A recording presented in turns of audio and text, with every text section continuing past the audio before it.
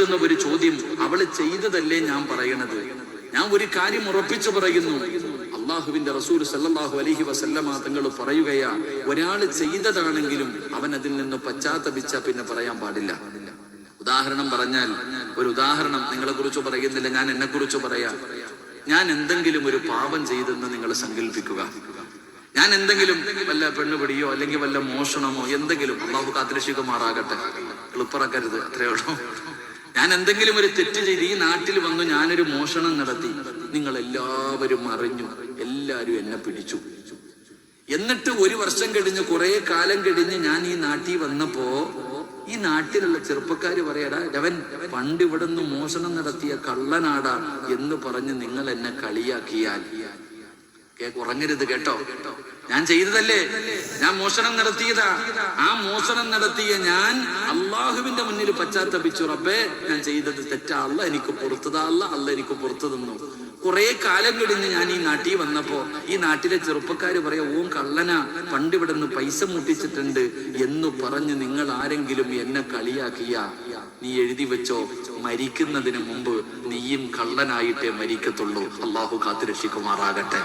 എന്നെ കളിയാക്കിയ അതേ രീതിയിൽ നിന്നെ ഈ നാട്ടുകാര് മുഴുവനും കളിയാക്കുന്ന ഒരു ദിവസം വരും. അള്ളാന്റെ റസൂൽ മഹാനായ നബി നാട്ടിലെ ഒരു മുസ്ലിം ചെറുപ്പക്കാരന്റെ വീട്ടില് ഒരു ഫംഗ്ഷൻ നടക്കുമ്പോ ഒരൊറ്റ ഹറാമില്ലാത്തൊരു ഫംഗ്ഷൻ ആണെങ്കിൽ നിങ്ങൾ വിചാരിച്ചോളൂ, പ്രതീക്ഷിച്ചോളൂ, അവിടെ മലായിക്കത്തുൽ കിറാമിന്റെ സാന്നിധ്യം ഉണ്ടാകും. എല്ലാ സംഗതികളും മഖ്ബൂലായിരിക്കും. 10 ലക്ഷം ആളുകളൊന്നും വേണ്ട, 1000 ആളുകൾക്ക് ഭക്ഷണം കൊടുത്ത് സൽക്കരിച്ചിട്ടുണ്ടെങ്കിൽ ആ 1000 ആൾക്കും ഭക്ഷണം കൊടുത്തതിന്റെ കൂലി അല്ലാഹു തആല തരും. ഒരൊറ്റ ഹറാം കല്യാണവുമായിട്ടോ സൽക്കാരവുമായോ ബന്ധപ്പെട്ടവിടെ നടന്നോ, 10,000 പേർക്ക് നിങ്ങൾ ഭക്ഷണം കൊടുത്താലും, അതിൽ സാദാത്തുക്കൾ വന്ന് ഭക്ഷണം കഴിച്ചാലും, ഉലമാ വന്ന് ഭക്ഷണം കഴിച്ചാലും, ഒരൊറ്റ ധാന്യത്തിന്റെ കൂലി പോലും അള്ളാഹു നിങ്ങൾക്ക് തരില്ല. ഒരാശങ്കയും വേണ്ട ആ വിഷയത്തിൽ. നിങ്ങളെപ്പോലെ പെങ്ങന്മാരെ കല്യാണം ഞാനും നടത്തിയിട്ടുണ്ട്. ഹറാം പറഞ്ഞ ഒരു വിഷയമില്ലാതെയാണ് നടത്തിയത്.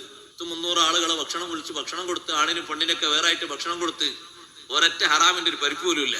ഒരു ഫോണില് പോലും ഒരു ഫോട്ടോ ഒക്കെ പോസ്റ്റ് ചെയ്തിട്ടില്ല. അപ്പൊ ആരൊക്കെയാണ് ഫോണിൽ ആരൊക്കെ ഫോട്ടോ എടുക്കേണ്ട സ്റ്റേജിൽ വന്ന്? ഏതൊക്കെ ബാച്ചാണ്? +2 ബാച്ച്, പിന്നെ BA ബാച്ച്, പിന്നെ 3 കൂട്ടരുടെ നിസ്കാരം അല്ലാഹു സ്വീകരിക്കില്ല. നബി മുഹമ്മദ് മുസ്തഫ ശരിക്കും മനസ്സിലാക്കണം. 3 കൂട്ടർ.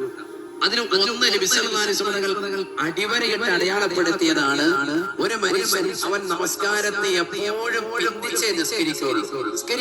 പക്ഷെ എല്ലായ്പ്പോഴും നിസ്കാരം പിന്തിക്കും. അങ്ങനത്തെ ഒരു അവന്റെ നിസ്കാരം സ്വീകരിക്കില്ല എന്ന് നബി മുഹമ്മദ് മുസ്തഫ. ഒരുപാട് ആളുകളുണ്ട് അങ്ങനെ. സുബഹി നിസ്കാരം മിക്ക ആളുകളും വൈകി. കാരണം അലാറം വെക്കുന്നതിന് അവന്റെ സൗകര്യത്തിനാണ്. 2 മണി വരെ സിനിമയും സീരിയലും കണ്ടിരിക്കും. ഏതെല്ലാം പടങ്ങൾ ഇറങ്ങിയിട്ടുണ്ടോ, നെറ്റ്ഫ്ലിക്സിൽ വന്നതുണ്ടോ, ഹോട്ട്സ്റ്റാർ വന്നതുണ്ടോ, ഒക്കെ ഇരുന്ന് എത്തിക്കാപ്പ് വെച്ച് കാണാൻ. മൊബൈലിൽ, ഇൻസ്റ്റഗ്രാമിൽ, ഫേസ്ബുക്കിൽ ഇങ്ങനെ കറങ്ങി നിലകൊള്ളും സുബൈ വരെ. എന്നിട്ട് സുബൈ ആവുമ്പോഴത്തേക്ക് അലാറം വെക്കുന്നത് എത്ര മണിക്കാണ്? 6 മണിക്ക് അലാറം വെക്കുക, അല്ലെ 6:30, 7 മണിക്ക് അലാറം വെക്കുക.